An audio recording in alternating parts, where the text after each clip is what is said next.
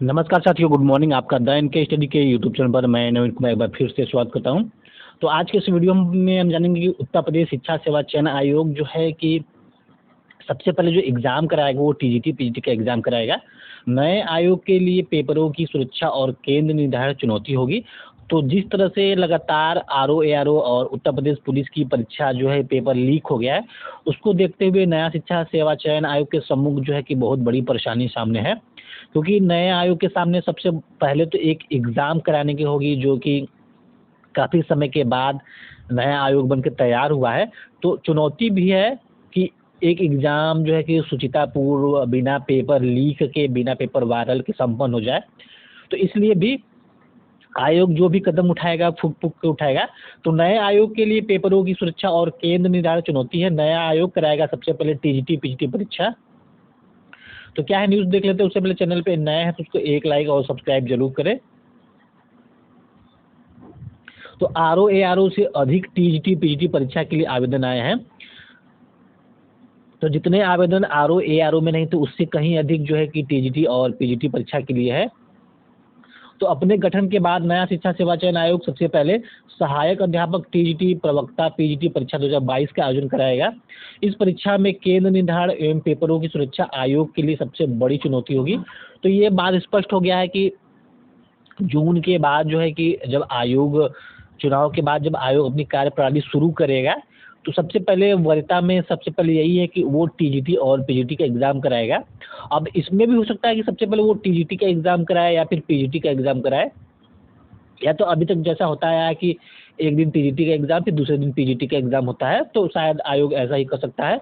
लेकिन उससे पहले जो है कि पेपर सेटिंग का कार्य पूरा करना होगा, साथ-साथ केंद्र का निर्धारण करना होगा और पेपर लीक होने से आयोग को अपने आप को बचाना होगा, क्योंकि सबसे बड़ी चुनौती यही है आयोग के सामने कि कहीं पेपर लीक ना हो जाए। क्योंकि आरओ एआरओ और जिस तरह से उत्तर प्रदेश पुलिस के पेपर लीक हुआ है, तो टीजीटी पीजीटी के 4163 पदों पर भर्ती के तकरीबन 13,19,000 अभ्यर्थियों ने आवेदन किए हैं।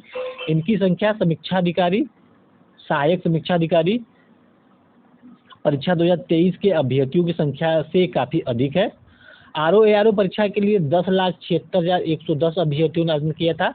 वही आप देख सकते हैं कि टीजीटी पीजीटी यानी दोनों मिला के, यानी टीजीटी और पीजीटी दोनों मिला के 13,19,000 तकरीबन जो है कि अभ्यर्थियों की संख्या है। लेकिन पिछले 2 साल से ये परीक्षा नहीं ली जा सकी है। तो अब जब भी जो है कि इसमें अभ्यर्थी शामिल होंगे, तो बहुत ही कम अभ्यर्थी शामिल होंगे। हो सकता है 7-8 लाख 9 लाख अभ्यर्थी शामिल हो इस एग्ज़ाम में। क्योंकि जब कोई एग्ज़ाम जो है कि कई साल बाद लिया जाता है, तो अभ्यर्थी ऑटोमेटिक इसमें से कम हो जाते हैं।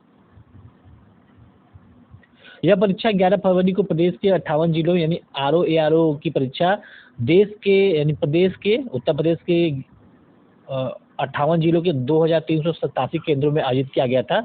उत्तर प्रदेश लोक सेवा आयोग के इतिहास की सबसे बड़ी परीक्षा थी, लेकिन दोनों पालियों में प्रारंभिक परीक्षा शुरू होने से कुछ देर पहले पेपर व्हाट्सएप पर वायरल हो गए थे। पेपर वायरल होने के बाद अभ्यर्थियों ने आंदोलन किया और शासन को परीक्षा निरस्त करनी पड़ी।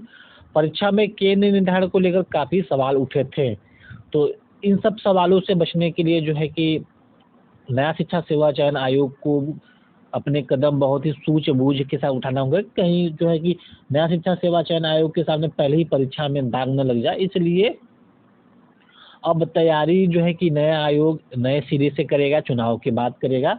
और स्पष्ट रूप से अब ये साफ हो गया है कि टीजीटी और पीजीटी का एग्ज़ाम सबसे पहले होगा।